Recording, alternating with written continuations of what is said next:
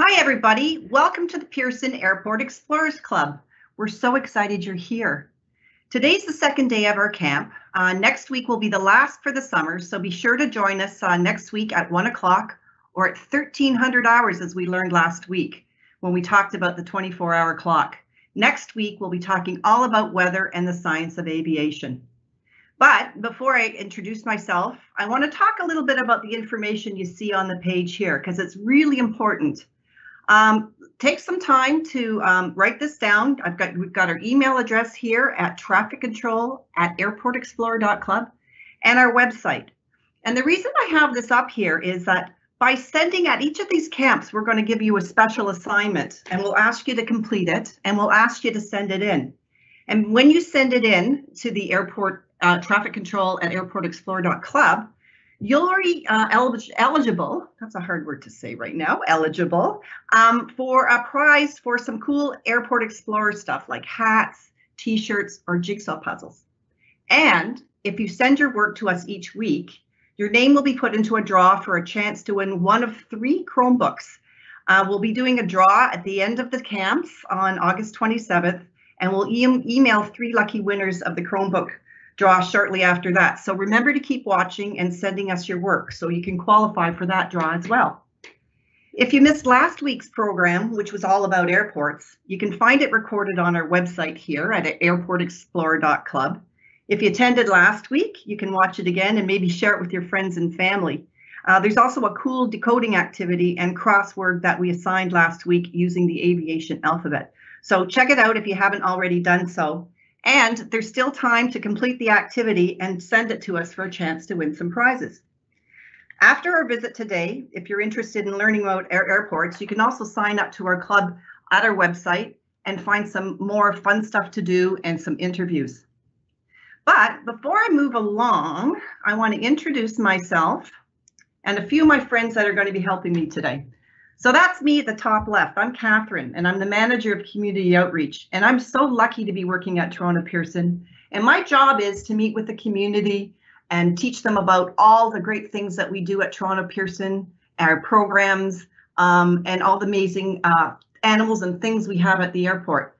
And I'd like to introduce Kathy. Kathy, you want to talk about yourself a little bit? Hi, Catherine. Hi, Airport Explorers. My name is Kathy, and I'm the Senior Community Relations Officer. I'm the person on the top right. My job is to build relationships with communities around the airport, and I get to work on fun projects such as this one, and then I get to share this work with you, our Airport Explorers. So thanks for joining us today. I hope you enjoy what we've put together for you. Hayes, do you want to introduce yourself to the Airport Explorers Club? Hey, good afternoon, everyone. I'm Hayes. I'm the Senior Officer of Noise Management, and you'll see my picture on the bottom left. We really talk to all our partners at the airport to see how we can make the planes as quiet as possible and talk to all the residents around the airport to really make them understand why planes fly the way they do and really what things have to happen. I'm handing it over to Russ. Hi there, Airport Explorers. I'm the bald guy with the glasses at the bottom. I'm a tour guide. I spend all my time driving around on the airfield and talking about the airport. I love this place. Great. Yeah, we have such a great team here, and stay tuned. We're going to do a presentation first. So stay tuned because Kathy and Hayes and Russ have some special stuff for you to do later on. So like last week, I'll just give you kind of a rundown of what we're doing. Like last week, we're going to quickly go through the slideshow. So make sure you pay attention because there's extra insider information there. And the information that you get in that presentation and also the visit we have to the apiary will help you with the trivia questions later on. And then Russ is going to take us to the apiary. And of course, I used that word before. And what is an apiary? Well, an apiary is where bees live. And at Toronto Pearson, we have over 1 million bees that live here, which we call our YYBs. So we'll see them and meet them and learn about them later on. Next, we'll play a trivia game as we did last week. But some of you were asking about the Kahoot. We had some delays, so this week we're going to try something different. And then after trivia, we're going to talk to Russ about some of the questions that came in last week. Unfortunately, because we have so much to cover in an hour and we had so many questions come into the chat box, we can't answer them during the camp. So if you want to send in your questions when you send in your assignments to our website, or sorry, not to our website, to our email address, we'll try and answer them next week. And then we're going to end our time with Case, who will walk you through an activity you can work on after this camp. And remember, once you finish that activity, you send it to us for a chance to win some prizes. So we're just going to go through a deck right now, and remember to stick around because there's more fun stuff that'll happen. So you're ready to go exploring, explorers? How about you, Russ? Kathy? Yay? I'm ready, Catherine. Yep, I'm ready as well. All good to go. Okay, A-okay, that's great. Okay, so today we're going to talk about animals at the airport. And you might be surprised that airports aren't just for people. We also have a lot of animals that are passengers, but they're also employees at the airport. And remember last week that I was saying that Toronto Pearson is like the size of a small city. So being the size of the small city, we have so many people that work here. And I mean, it's not only pilots and air crew and ticket agents and things like that, but we also have security guards, baggage handlers, engineers, firefighters, people who keep the airport clean. But we also have dogs, birds, and even bees, and they help us do some work at the airport.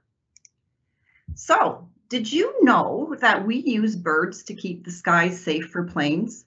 Because obviously planes and birds don't mix. So we also have, because we have a lot of natural habitat around the airport, we've got the Etobicoke Creek that runs through there and lots of empty fields. We also get turkeys and geese and gophers and things like that. So sometimes they wander onto the runways or they get lost. So for the birds and smaller animals, we use hawks and falcons and eagles to keep the animals away, scare them away. So birds that chase other birds, they're called raptors, just like the basketball team. And raptors are not like all dinosaurs. What raptors mean is they're animals that chase other animals. And so when we have the raptors, we release the raptors, or our birds, our falcons, in the air. The little birds get scared, and so they run away. And so it keeps the skies clear from the planes. At Toronto Pearson, we have 30 of these types of birds, raptor birds, that help us keep the sky safe. So, did you know that the fastest animals on the earth are falcons? A lot of people think they're cheetahs, but they're not. A falcon can fly up to 390 kilometers an hour. So that's like 4 times as fast as your car on the highway. And there are about 40 different types of falcons. The most famous one is the peregrine falcon. You can see a picture of him here. Did you say they're 390 kilometers an hour, Catherine? I know, that's almost, well, I was going to say supersonic, but not really. But that's pretty fast. That's super fast. Faster than my car anyway. And so to get our birds all trained up, we send them to a special bird school, and we get them sort of like in kindergarten, and we train them up. We have special people who train them up, and they're called handlers. And it takes a long time to teach the birds certain lessons so they can be effective in helping us at the airport. So lessons they're going to learn are things to be like not afraid of the sound of airplanes, or you know, how to be calm and relaxed around humans. And the handlers usually have one bird that they work with all the time. So they build a relationship and they know each other. And just like when you're training your dog or any of your other pets to reward them for their good behavior or a lesson that they learned, they're given treats. And usually our raptors, of course, they like meat. They like pieces of meat. So our birds and our animals at the airport, they work long hours. They start at like before sunset or before sunrise in the morning, and then they work a little bit after sunset in the evening. And that's because that's when you'll see a lot of birds kind of flying around the airport or the animals running around. And so it's kind of cool to watch the handlers, our bird handlers, work with our birds, because what they do is they have these special SUVs that the birds sit in, and the handlers will drive around the airport, and then they roll down the windows, and the birds know exactly what to do to fly out, and then they go around, scare the birds, and then sometimes they'll fly right back into the car, or other times the handler has to come up and they kind of do like this lure in the sky with some meat, and the bird will come back plunk right onto their arm. And we also have, to scare birds as well, you can see this little fella on the right here with his safety vest on. That's a Portuguese water dog. And they're used to scare birds and ducks and geese and things like that out of the many ponds that we have at Toronto Pearson. And, again, just to keep the birds out of the skies and away from the planes. So when birds fly off, you think sometimes they're just gonna take off and fly somewhere else. I'd fly somewhere else, maybe go on a vacation. But these birds, we can track them because we have radio transmitters on their legs. But these birds are so well trained and they really love their handlers that they want to stay close to home, and they'll return back to their handler. And so you can see, here's one of our famous guys at the airport. That's Ivan. He's an eagle. All of the birds have a name. There's names like Juliet, Dante, Ivan, and Flash. And if you go to our website, we have a video with Petra, who's one of the handlers, and she'll introduce you to some of the other birds that we have at the airport. And when these guys aren't working, they live in a great big building. They have their own little house. It's right on the airport, and that's where they stay. So we also have dogs that work at the airport, and a lot of people had some questions last week about baggage, and when you check your baggage, and how do we know whether or not the baggage is safe? And Russ will talk a little bit about that later on, but there's all these x-rays and things like that the bags go through. But we also have dogs that have really good senses of smell. And what they can do is they can smell out dangerous things that are in the airport or, in suitcases. And so they also have handlers. They have a good relationship with their handler. They live with these guys 24 hours, and as I said, they live with them, and so they feel comfortable with each other. So we also have dogs that work for the border agency. And you can see here's an example of a dog that is trained to sniff out dangerous stuff. So you can see how he's going through the luggage. And these dogs, they wear uniforms, so you can tell what's a working dog and what's not a working dog at Toronto Pearson. So we asked you, though, however, the security dogs, although they're really super cute, don't pet them while they're working because it distracts them and it confuses them. So the handlers, to train them up to make sure that they can distinguish the good smells from the bad smells, they'll put them through a lot of tests. And when a dog finds a bad thing, what they'll do is the handler will reward the dog by giving them a special rubber toy. We also have dogs that come into the airport to help make people relaxed. And you can tell the difference between our working dogs and what we call our cuddle brigade. These are dogs by the uniform. So you can see this little guy, I think this guy's name's Pumpkin, but he has a special little bandana on, or a bibber. And these are the St. John Ambulance Therapy dogs. These dogs, their job is to walk around the airport and make people feel relaxed. So if you see a dog with one of those bibs, you can touch them and play with them, but always remember around an animal, you should ask permission of the handler if you can touch the dog. So here are some of the dogs that work at the airport. Oh, I was right. That little dog, that name was Pumpkin.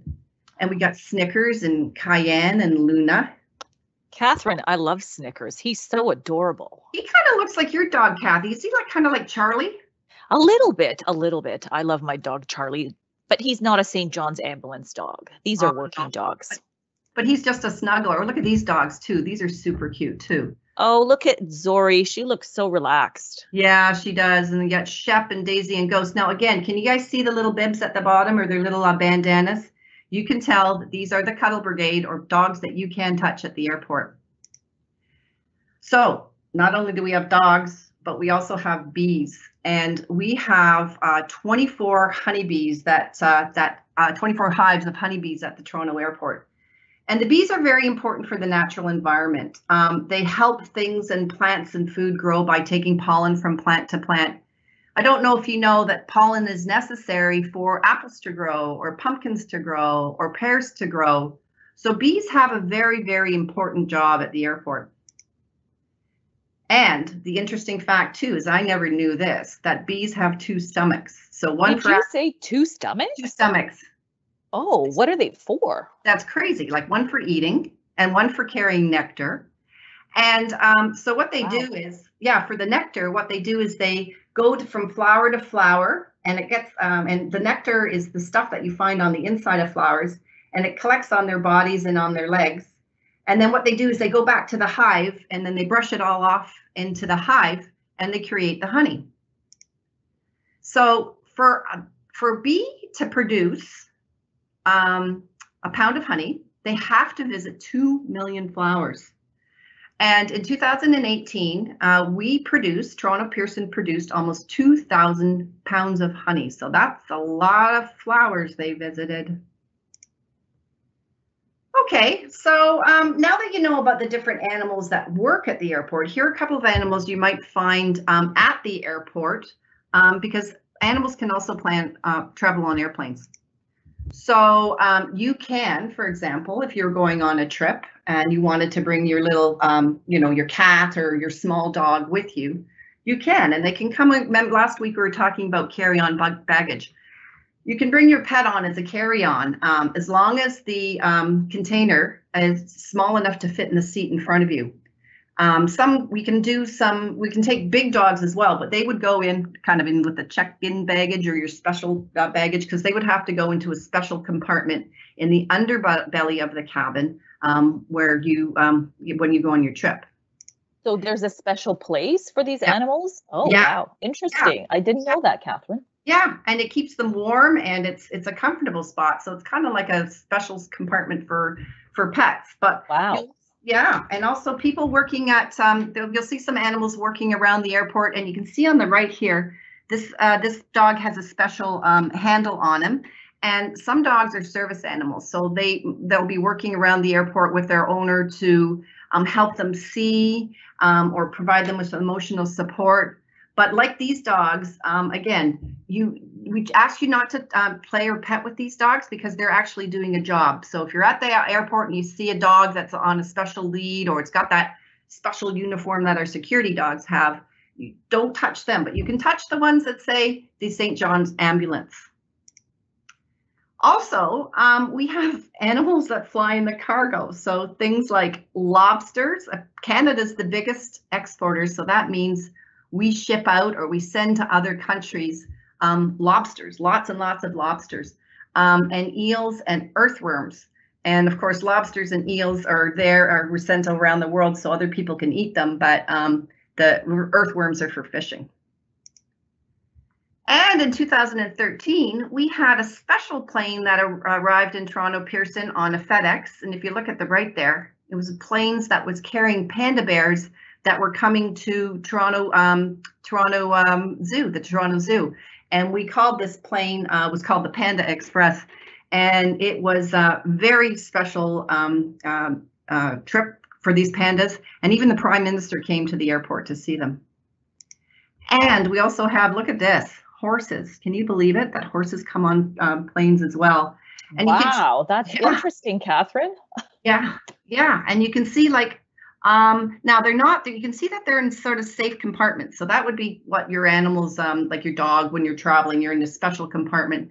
And the underbelly, or where these are being held, is it's climate controlled. So they're warm, they're comfortable, they have straw, they have food, they have water, everything they need to make their trip comfortable. And so a cargo plane can carry as many as 85 horses at one time. So were you surprised that the airport isn't just for people, that animals and bees and pandas and everything? We've got so many things in motion to keep the airport safe. So what we're going to do now is let's go check out some of these bees. Russ went to visit our apiary earlier today, and let's see what we can learn about the bees.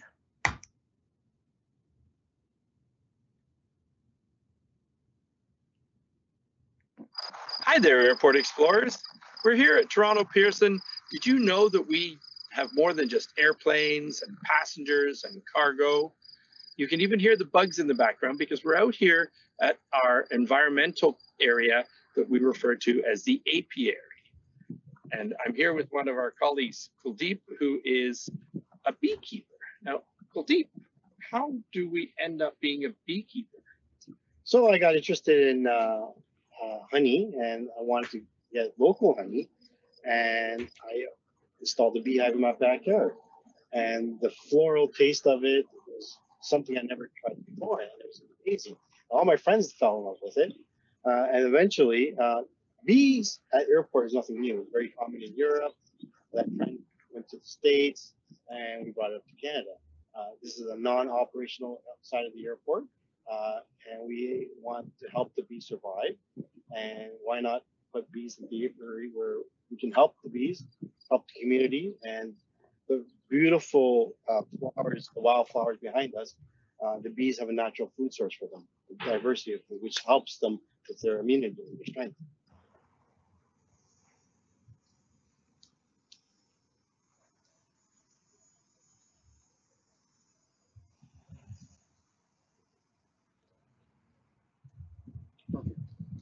So here we have a brand new bee hatching in the cell, right there. So the bee was a larvae, it formed a cocoon, and now it's hatching, roughly about 21 days total from egg. And the first job after it hatches is to clean its cell. So it works right away. The female workers are called worker bees. They take care of the hive, they collect the nectar, they collect the pollen, they do all the hard work. And they take care of the bees, the larvae inside. A bee lives only for 30 days after it hatches, roughly. The queen lives up to 5 years. And she lays, like I said, 15 to 2,000 eggs a day in the peak season. So this is the nectar that the bees collect from flower to flower, and they store it in the cells. You see their heads are in there. Bees have two stomachs. One's a nectar stomach and a regular stomach. So they collect the nectar and they store it in their nectar stomach, bring it back to the hive, and put it in the cell. And once the cell is all full, they'll seal it up. And this is good. This is honey good to eat right now. And on a typical summer, then, how much honey would we produce here? So each hive can produce roughly between 50 to 100 pounds of honey. So it varies on how strong the hive is, how active the hive is. And the great thing about us here, the food sources at their doorstep. Bee can fly up to 5 kilometers for searching for food because it's right here, and the diversity of flowers we have. They have a great opportunity to bring lots of food back. Do you even come in the winter? I wrap them up in a Christmas gift to protect them from the elements, the wind barrier. And other than that, once they have enough food, they're wrapped up. I don't see them until March. Oh, so you don't need to come and check on them in the No. winter. Okay, cool. So out here, we have a giant trail next to us, and anybody can ride their bike from the northern part of the airport to the southern or vice versa on the west half of the field through what's called the Tobacco Creek. And as they're riding along, there's a big fence that stops them from coming inside, but they can actually see this apiary. Maybe they'll see you out working here. For our airport explorers, it's really good to know that they can come out and not just fly on an airplane or see the airplanes as they're walking around the airport, but they can also come out to the perimeter of the property and see the apiary and all of our quiet environmental area. So hopefully they'll do that at some point, and we'll see them out here on the airport. Airport explorers, over and out. Wow, that was like very interesting. Thanks, Russ. So, Kathy and Case, what do you have for our airport explorers now? Oh, I think we're going to play some trivia. Thank you, Russ, Kuldeep and Catherine. We learned so much about the bees. Now we know that we have bees. We also learned that a bald eagle works at Pearson Airport, that we can take our cat on a plane, and that we have dogs at Pearson whose job is to hang out with us. How cool is that? So cool, Kathy. Yeah, pretty cool. We're going to play some trivia now, but before we do that, Hies, remember what we did last week? We spelled out our names using the phonetic alphabet, which we use in aviation. Ace, can you spell your name using that alphabet for Airport Explorers? Sure, Kathy. So my name is Case, and that's Golf, India, Juliet, Sierra. How about you, Kathy? Oh, you're good. Let me try. My name is Kathy, so I'm going to say Kilo, Alpha, Tango, Hotel, Yankee. So it's Kilo, Alpha, Tango, Hotel, Yankee. I love the sound of Yankee. Wow. Great job, Kathy. Thank you, Hies. Okay, Airport Explorers, let's see what you remembered from the slideshow Catherine gave you in our visit with Russ. Remember the clues that were given, and let's see if you can remember the answer. As Catherine mentioned last week, some of our Airport Explorers had some difficulty logging onto Kahoot, and there were some delays. So this week, we're going to try something different. We're going to ask you 10 questions, and we're going to ask you to answer these in your head at home. Maybe challenge your brothers or sisters or friends or parents who are with you to see who can get the most questions correct. Okay, Airport Explorers, are you ready? Yes, are you ready? All ready. Okay, let's go. Let's see what's going to happen. Let's see our first trivia question. Okay, Airport Explorers, I hope you are paying attention. Here is our first question. Question number 1. What type of bird is Ivan? Hies, do you remember what type of bird Ivan is? I think so, but let's see what the options are. Yeah, let's hear options. Is he a seagull? Is he a bald eagle? Is he a blue jay? Or is he, let's see, a hawk? Hies, I think I was paying attention. Airport Explorers, were you paying attention? Do you think he's a Blue Jay, like the Toronto Blue Jays? No. I don't remember seeing Ivan's face on the Toronto Blue Jays logo, though, Kathy. No, you're right. All right. Let's see, Airport Explorers, what the answer is and find out who Ivan is. What kind of bird is he? If you chose bald eagle, that is correct. Ivan is a bald eagle. And just some interesting facts about Ivan is he's almost 15 years old. He's worked with us at Toronto Pearson for 14 years. Wow, Ivan knows the airport really well. What do you think? Very well. So, Kathy, if Ivan's a bald eagle, does that make Russ and me extra bald humans? Maybe, like a superhuman? Interesting. Interesting. Okay, Airport Explorers, let's go to question 2. How many raptors do we have at Toronto Pearson? Okay, question number 2 again. How many raptors do we have at Toronto Pearson? Raptors. Yes, do you think we're talking about the basketball team, Toronto Raptors? That's when they fly in and out of Pearson, right, Kathy? When they have a game somewhere else? The Raptors do come through Pearson sometimes. They do come in through Pearson. But do you think our options are 152? Do you think they're 5? Does Toronto Pearson have 5 Raptors? Do you think they have 30? Do you think they have 42? Hies, what do you think the answer is? I think 152 seems a bit much, but I think it's definitely more than 5, Kathy. Okay, Airport Explorers, let's see what you picked. If you picked 30, that is correct. We have about 30 raptors that work at Toronto Pearson. And did you know, as Catherine mentioned, I think in the presentation, the word raptor means a bird of prey, a bird that hunts other animals or birds for food. That's pretty cool. Did you know that, Hies? That's really cool, Kathy. Airport Explorers, did you know that? You probably did. Okay, let's go to question number 3. What are the fastest animals on Earth? Wow, ooh, this is interesting. Okay, let's see option 1. Kangaroos. Okay, possibly, I don't know. Cheetahs, they're pretty fast. Falcons, sounds about right. Or are they bees? Hies, what do you think they are? I definitely remember seeing the word cheetah on the presentation, Kathy. You do? I don't remember seeing cheetahs and kangaroos. I don't remember that at all. Okay, Airport Explorers, let's see what the answer is. Let's see what everybody picked. I hope you picked the correct answer. If you picked falcons, that is correct.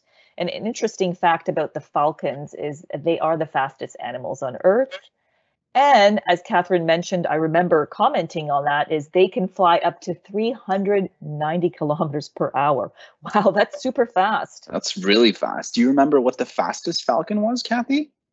Oh, I don't. I think it begins with a P, but how do you pronounce it again? I think it was a peregrine falcon. Peregrine falcon. Oh, yeah, that's right. It's a peregrine falcon. That's a little hard to pronounce. Okay, let's go to question number 4.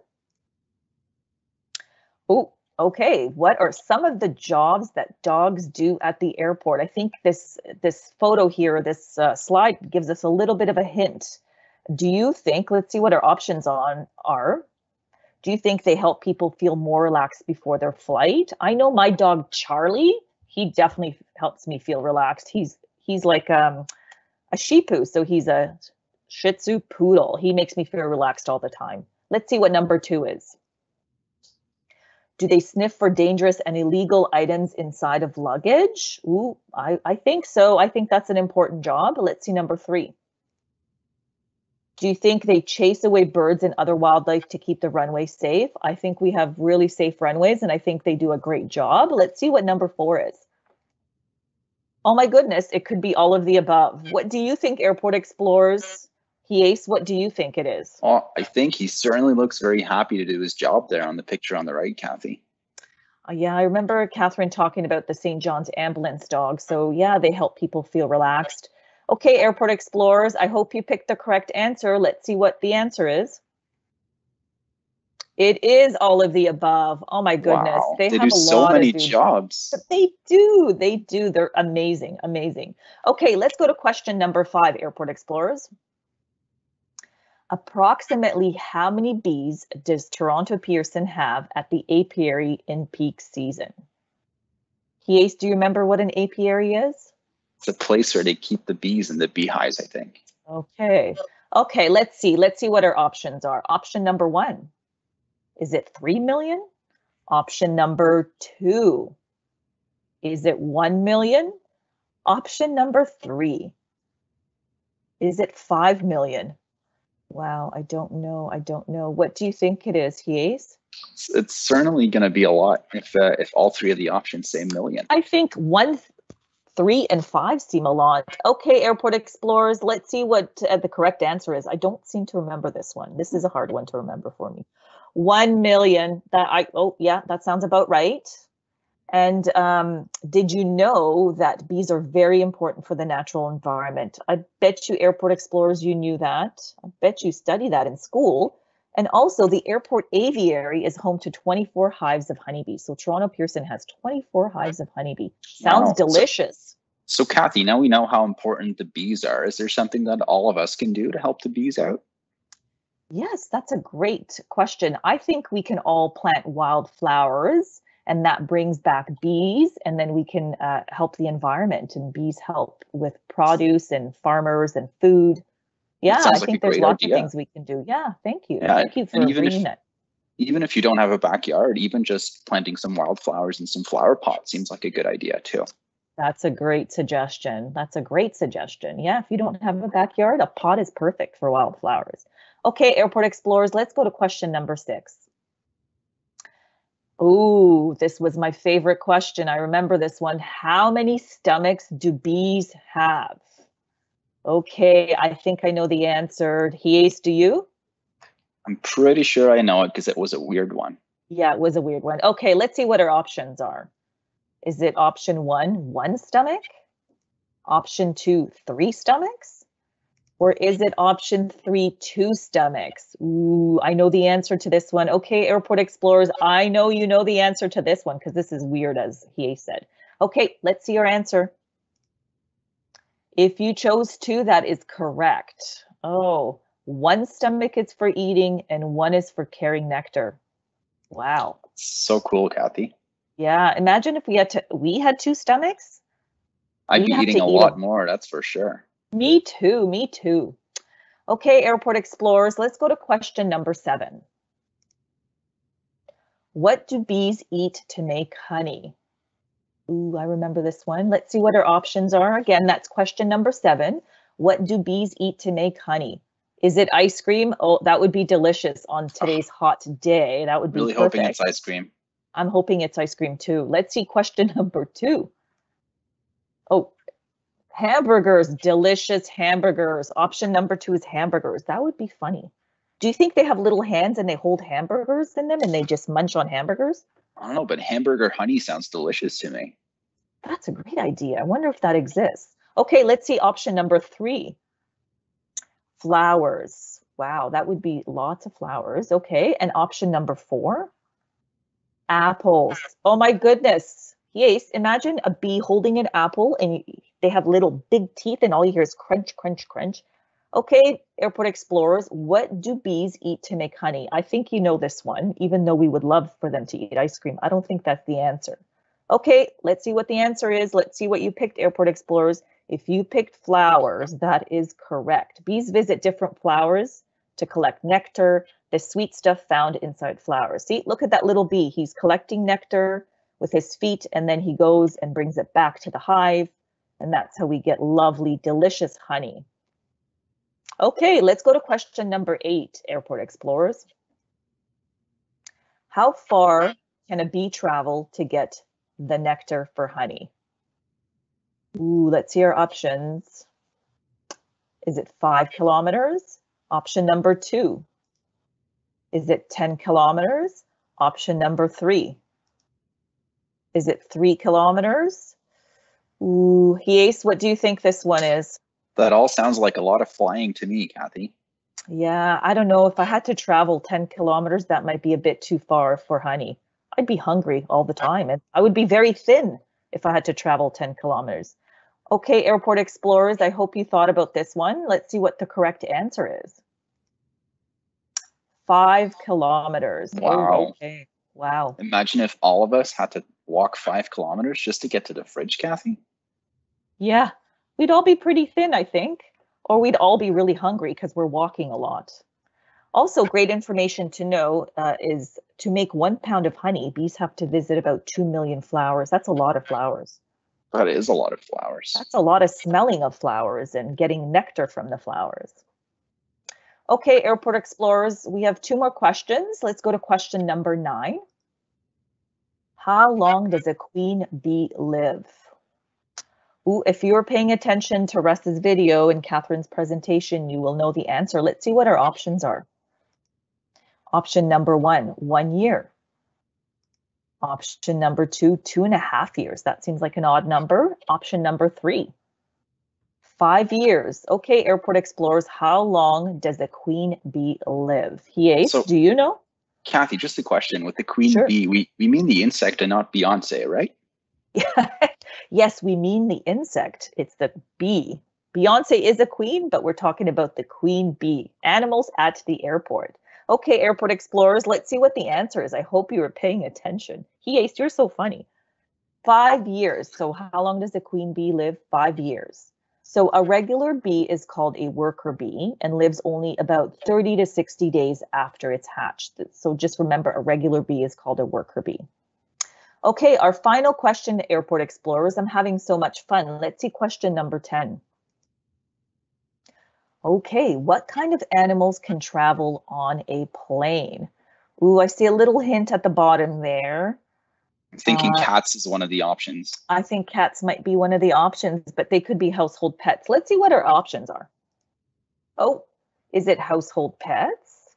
Option number 2, are they horses? Option number 3, are they delicious lobsters? And option number 4, pandas? Okay, airport explorers, I think there's are there squiggly worms? Do they travel on a plane? Okay, oh my goodness, it could be all of the above. What do you think, Ace? That's a hard one. It's definitely a lot of different animals that are traveling on planes. I was paying attention. I remember Catherine talking about a whole bunch of animals that travel on planes, and they have special containers, and you can even bring your own plane. But let's see what the answer is, airport explorers. If you picked all of the above, which I thought it was, then you are correct. Oh my God. And a cool fact to know is that all animals on an airplane are placed, as I mentioned, in these special containers, and they have special air and they have food with them, as Catherine mentioned. And smaller pets can even fly with you as long as the cage that it comes in fits under the seat. Wow. I still think that the Panda Express was my personal favorite, Kathy.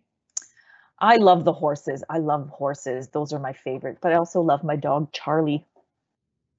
Wow. Okay. And Guys, this is really cool. Like, thanks for these. These are fun questions. I hope I can see that our explorers were really paying attention. But Kathy, are we going to talk to Russ now? Yeah, we are. We're going to talk to Russ. And speaking of questions, last week we had a number of questions that came in through the chat box, but we can't answer them all today. We're going to talk to Russ, and many of them were about how planes fly or about pilots and the flight crew.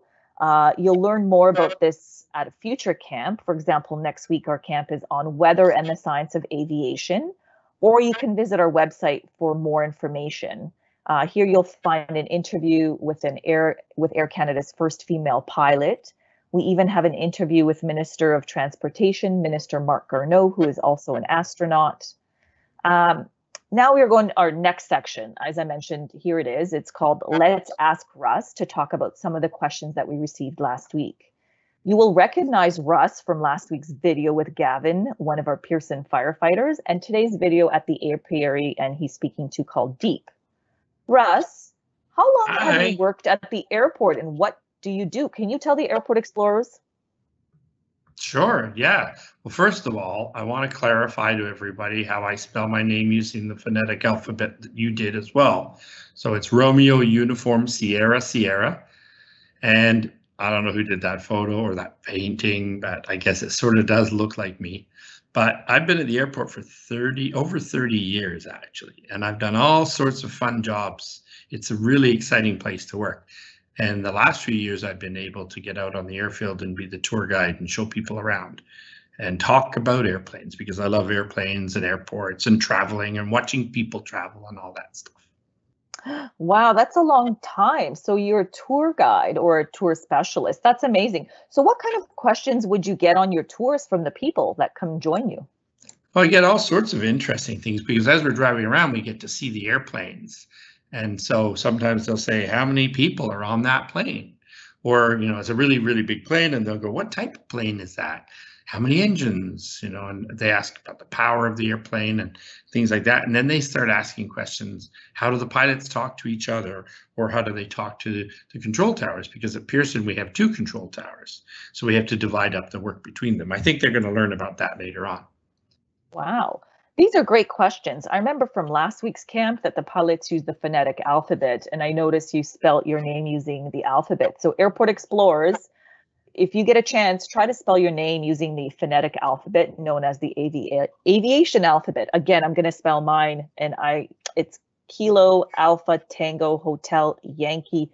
Catherine, can you spell your name using the phonetic alphabet? Oh my gosh, mine's similar to yours, Kathy, because it's Kilo Alpha Tango Hotel Romeo Yankee November. Wow, thanks, Catherine. Russ, here's another question we got from our airport explorers. What happens to your luggage after it goes on a baggage belt? Oh, that's a good question. It's sort of, it's really interesting, because a lot of it's computerized. So they get a little luggage tag put on it by the agent at the check-in or from the computer, and then it goes down into a conveyor belt, and way down in the bottom of the terminal somewhere, it goes through an X-ray machine, because everything has to be X-rayed for safety before it gets on the plane. And then when it gets to the bottom of the conveyor belt, somebody from the airline will pick it up and put it into a container or on a cart, and they'll drive it out to the plane, and then they load it underneath the plane. So when you're sitting on the plane as a passenger, you might have your pet cat with you in a cage, and it's sitting under the seat in front of you, and you brought your carry-on baggage with you to keep yourself entertained, but the luggage is going under all of that. So there's a whole space underneath the plane, underneath where all the seats are. And you'll see them when you're sitting watching out the windows. You watch all the cars moving around, pulling things, towing things, and loading. It's really cool to watch. Wow. Airport Explorers, these are some great questions, but don't forget, we'll learn more about this, about baggage and cargo at future camps. And sorry, Russ, we have 2 more questions that came in. Okay. I love this one is, what do you need to bring with you when you travel? What's the important things that you should bring with you when you travel? Oh, well, you've got to have some sort of identification. So the ID that I use is my passport, because a lot of times I travel outside of Canada, and it's always helpful to have that whenever you can, but you have to bring that. And usually you want to bring something on the plane to keep you occupied while you're flying. If it's a 6-hour flight somewhere, you don't always just want to watch a movie. That there might not be a screen on that particular airplane. So you bring an iPad or you bring a book. I like to look out the window, though. I watch the clouds go by, and I watch other airplanes, and as things move around, you just got to do something to keep yourself occupied. And some You're people right. find it. Well, some people find it gets cold on the plane too, so they want to bring a sweater so they can always put that on. I bring a little backpack, and make sure I put all my stuff in the backpack, and I can slide it under the seat in front of me. And then if I need something, I can quickly grab that. Okay, one more question, Russ. Where do pilots sleep, and how many pilots are on each flight? That's a great question, Airport Explorers. Where do pilots sleep? Well, I guess they sleep in hotels and in their beds at home, but you're talking about when they're on an airplane. And so a pilot really is working while he's on an airplane, he or she is on an airplane, and so they have to stay awake. But the flights can get very long. So when it's a really long flight, they have extra pilots. So normally there's 2 pilots. You have the captain on the left-hand side and the first officer or co-pilot on the right-hand side of the plane. That's always the standard. They talk about left seat and right seat. And then any extra pilots would be on board as well. And then during the flight, one of them will go and take a break. And the break will be a couple of hours of sleep in a secret compartment somewhere. Usually it's a door that you can't see, and they know how to get in there, and then they go and they climb up into the bunk bed. And so they'll be up above your heads on the big planes. You won't see them. Wow, a secret compartment. That's amazing. Pretty cool. Wow. Right? But they do get to rest. That's great. Thank you, Russ. My pleasure. Airport Explorers. Yeah, you're welcome. Thank you, Russ. And Airport Explorers, stay tuned for more questions and answers with Russ next week as he joins us when we will be talking about weather and the science of aviation. And now I'm going to hand it over to my friend Hies, who you heard from. We played trivia together with you guys, and he will walk you through a cool idea on how to make a comic book and what you learned about today. Over to you, Hies. Thanks, Kathy and Russ. I never knew there were secret doors on airplanes. That's so cool. So let's work on today's activity. It's called Let's Use Our Imagination. And we're going to learn how to create our own comic book, like Kathy said, and it's going to be around a story about Ivan the Eagle. As you know, a comic book is a way to tell a story using pictures and visuals rather than words. All you'll need to do this activity are the following: 2 or 3 pieces of blank paper, or even more if you want to make an extra long comic, crayons, pencils, or markers, and most importantly, your imagination. So if everyone's ready, let's go ahead and let's have a look how we're going to do this. So before you start creating your comic, you'll need to divide one of the pieces of paper you have into 4 or 6 sections like you see on the screen. We have a downloadable template on our website at Airport Explorers Club, airportexplorer.club to help you out with this activity later when we're done. All you need to do is click on the section Imagine That, and you'll find it there. But before you start drawing away, you'll have to do a little bit of planning on the other sheet of paper. First off, you'll need to come up with a cool title for your comic. It could be something like Ivan's Big Day, The Day I Met Ivan the Eagle, or How Ivan Works at the Airport to Keep the Skies Safe. These are just a couple of examples. You can use your imagination to think of anything you would like to call your comic book. So write that on that page where you're going to be creating your comic. Next, start writing down some ideas on your planning sheet that will help you build out your story. Think about the following to make your comic more interesting. For example, where does the story take place? Is it at Toronto Pearson, in the country, in the sky? The sighting desk will really help you out and start creating the pictures. Are there any other characters in the comic besides Ivan? Does he have any friends like the Hawks, the Falcons, or the pilots who are helping him out? Are there any problems that Ivan needs to solve?